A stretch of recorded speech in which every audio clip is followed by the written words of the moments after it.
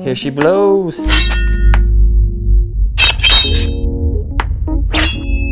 Welcome back to the channel. Once again, Justice Goebel, good to see you guys. So today we want to introduce you to the 240Z, which is one of our new builds. Here she blows. Or technically I've had this car for about 5 years now, and so I've already been building it. As you can see, there's a little bit of stuff done to it, and I'll go through what I've already done. I'm going to give a brief overview in this video, but I'm going to post the link to my build thread below that if you want to follow along, you can see some of the new updates as I continue to build on it. I'm also you can read through all the old updates and see all the different things I've done and how I did it. I've tried to be pretty thorough about my documentation. So now overall, it's a pretty sweet little build. I picked this up in 2015, right before getting married. Picked it up from Blackfoot, Idaho. You could see that it used to be a rust bucket. The original color was this gray color, which looked pretty good, but there was so much rust on all the quarter panels, which worked out to my favor. There was a lot of rust right here, and it rusted all the way through. The original quarter panel went that far, so back then, I especially didn't have the skills. I've gotten better now, but I had to rework this fender and do all this stuff along with a couple of the other fenders as far as like body panels and things like that. I also shaved and deleted a couple of things like the antenna, and I got rid of the side mirrors that were right here, shaved those and did all the metal work there. So eventually I'm gonna put just some fender mirrors because got to keep it JDM, baby.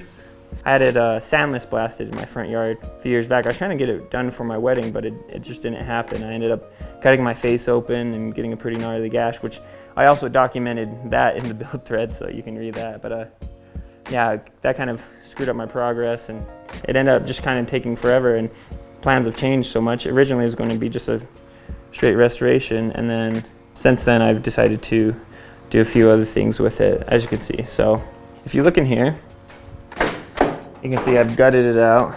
I restored the dash. It's up in my attic right now, so you can't see it. So I'm still debating, I might put the dash back in since I spent so much time restoring it and just like kind of cut it to fit over the bar, or I'm kind of leaning towards not doing that and just putting a digital gauge in there, some digital gauges. The roll cage was built by a buddy of mine named Thomas Miser. He owns Fabin 801, does a bunch of fabrication, a lot of rock crawling, and like he does a lot of rock crawlers. He builds they're called rock lizards. Super good, super talented welder. I originally did some trade work with him in exchange for this roll cage. But overall, he did a phenomenal job. If you guys are looking for any builders out in Utah, he knows how to do it. And it's especially impressive. He was able to I gave him the rule books that I wanted to be able to race in with this, because I plan on this being kind of a little track car. And I gave him the rule books, and he was able to just, figure out exactly what needs to happen. So it looks awesome.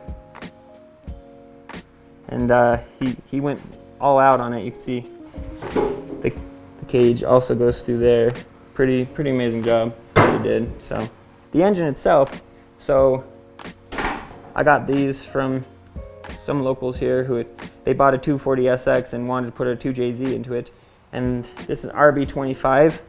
I don't know if it's a Series 1 or a Series 2 because all the parts you can kind of see behind.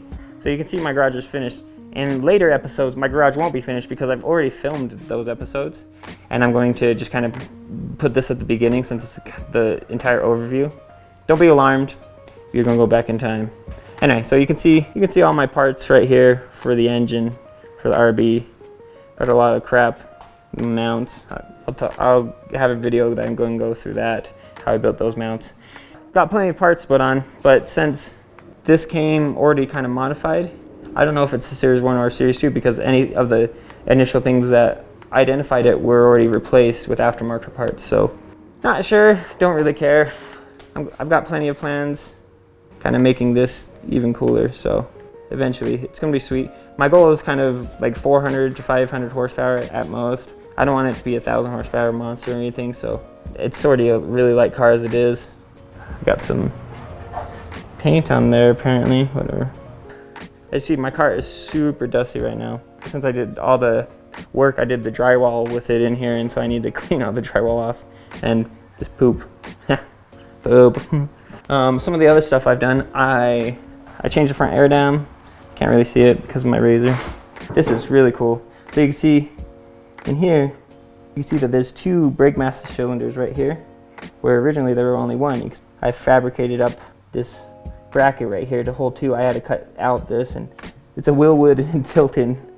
So I ended up getting a way good deal on a couple of master cylinders on eBay that were used, and so they were kind of mismatched. But if I remember correctly, it's a 1" and a 7/8 or 3/4. I can't remember. Anyway, so I put these 2, and the reason being, I even had to redo some of the lines in order to make this work. The car, for racing, I got rid of the brake booster, and I wanted a little bit more control and feel. And so so you can see on my brake pedal up here, if you look through that hole, I've got a balance bar. So what I had to do is I had to pull the brake assembly out. I drilled a hole right in here on the brake pedal and had to weld in a sleeve that there's this rod that goes back and forth between it, and I can adjust with a little twisty knob. I'll show you that in a sec. I can adjust the bias to go towards the right or towards the left just by twisting as I'm driving. And what that will do is one of those, let's say for instance the one on the left goes to the front, the one on the right goes to the back. If I push it to the left, I'm going to get more bias towards the front as I'm driving around, which is super cool. It gives me a little bit more brake feel and control, and I'm able to kind of just adjust things on the fly, which is really cool. Ultimately, that's going to be a pretty sweet setup. I might have to decrease the size a little bit and swap the smaller one over here and put an even smaller one on the other side. But I'm going to test that out first and kind of feel how it is. I also, part of that, I had to drill the hole in the brake pedal a little bit higher, which will give me a better angle and a little bit better leverage on these. And so I was only able to go up about a half an inch, but it increased that angle or the leverage pretty drastically. So we'll see how it goes when it's put into actual practice. But anyway, so part of the reason I did this RB25 swap in the first place, I always planned on swapping it, but I had a perfectly running L series. An L24 it was naturally aspirated, and it ran really well.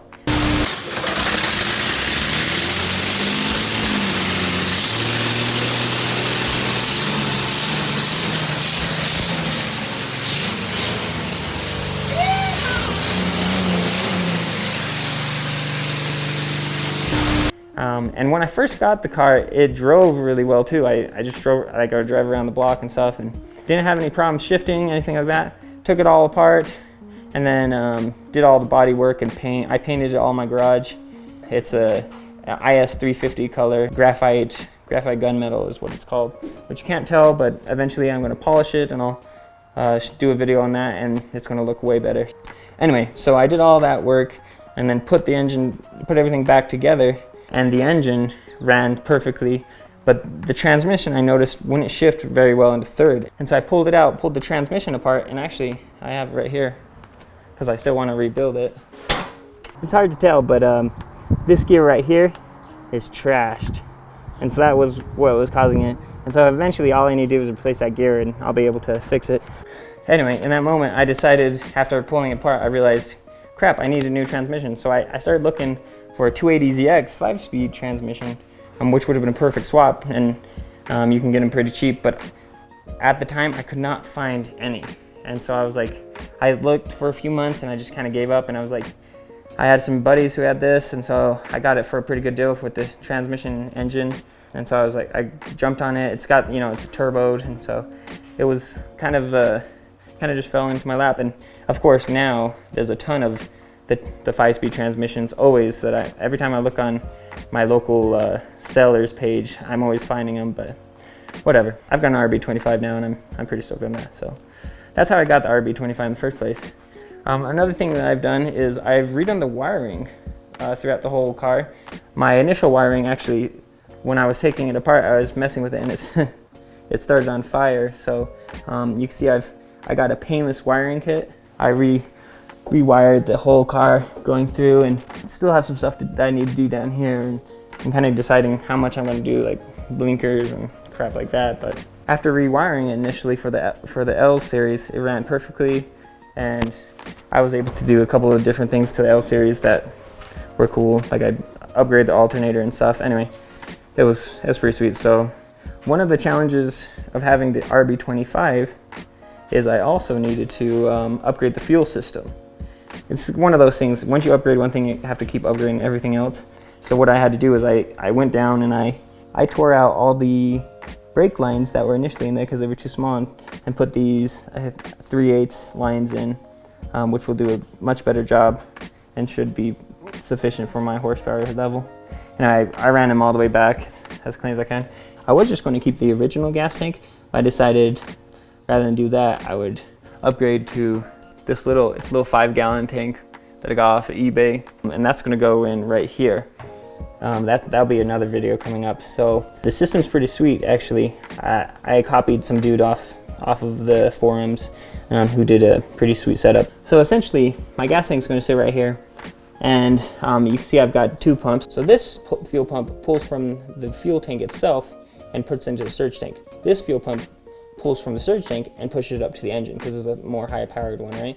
I mean, it's going to be end up being around 6 gallons that I can hold between the 2 tanks. So not long enough for a road trip, but perfect for my needs, which will keep it lightweight, and I'll also be able to just fill it up pretty quick. Anyway, so that's kind of the setup right there. It's pretty sweet, and I'm sure to work really well. So I just need to wire up my 2 fuel pumps now, which I have the wiring set back here, and that will be another fun video that I'll keep track of.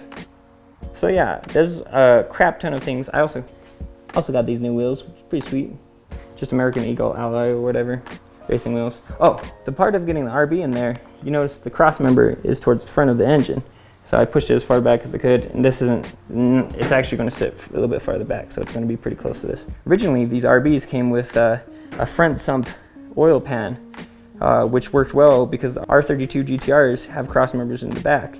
So the oil pan went down towards the front. Well, since my cross member is right here, then I needed a rear sump oil pan.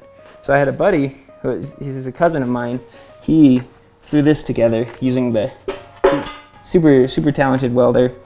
This thing is like a tank too. It's like I could double it as a skid plate and it would work, but it works well for me. I wasn't too worried about like trying to reduce weight with the skid or with this. So I just wanted it to be durable, and you can see it actually is deeper, so it holds some extra fluid. And so he did a bunch of measurements. He used the original flange for it, and we swapped it around, and he did all these measurements. I've got a bunch of crap in here for the fuel system, but you can see it's pretty amazing little job that he did. You can see the craftsmanship on this is top notch, pretty stellar. And so the one thing I still need to do is, this is the oil pickup tube, and originally, since the engine was going forward sump, it was, let's say this was the back of the engine, this was the front, and it sat kind of like this and was way closer to the bottom. Well, now that we've reversed it, I need to cut right here, and I need to spin it around because the angle's not right, and then I need to extend it so it goes to the bottom. So once I get that done, then I can bolt this back all the way up and have that permanent on the engine, which I'm really looking forward to. Another video that's coming up. There's a ton of crap that I've done that I haven't covered that you can read through the build thread, and you can see all my mistakes. You can see all my things that I was learning at the time, because this is really a learning project car. I'm not a professional car builder myself. I make videos for a living, so this was just something that I wanted to do as a hobby, and it's taught me a ton. This car was originally originally I had different plans for it. Things have changed over and over and over again, and you can actually read about that in my build thread that I've already talked about. You can see the mistakes I've made, you can see kind of the changes that I've made as this has evolved into what it is now.